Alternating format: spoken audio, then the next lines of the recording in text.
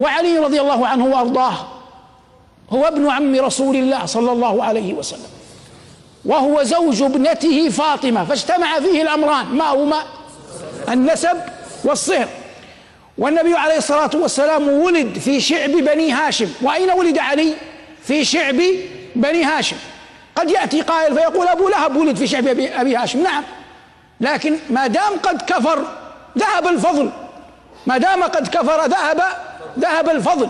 لكن ثمة أشياء تأتي من الله عز وجل، علامات، أمارات، قد يعرف خاتمة بعض الخلق من كرامة الله عز وجل لهم في أول حياتهم، وهذا قد يكون علما دقيقا بعض الشيء، لكن كثيرا من الشواهد تدل عليه، ولا أريد أن أخوض فيه الآن.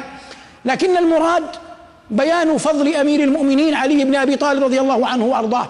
ونام على فراش رسول الله صلى الله عليه وسلم يوم هجرته، ولما أراد أن يبعث عليه الصلاة والسلام صدر سورة براءة، وكان قد بعث أبا بكر أميرا على الحج، بعثها مع علي، لأن الناس لا تقبل إلا رجلا من عصبته من أهل بيته. وقال له يوم تبوك: أنت مني بمنزلة هارون من موسى، إلا أنه لا نبي بعدي. وقال له يوم غدير خم: اللهم والي من والاه وعادي من عاداه. فلا يعقل بعد هذه الفضائل التي دل عليها القرآن ودل عليها السنة يأتي من يتردد في موالاة هذا العبد الصالح والصحابي الجليل الذي رزق الله عز وجل نبينا عليه الصلاة والسلام السبطين الكريمين من ظهره، أي من ظهر علي، لما تزوج فاطمة رضي الله عنها وأرضاه. وقال عليه الصلاة والسلام: الحسن والحسين ريحانتاي من الدنيا. وقال: حسين مني وأنا من حسين.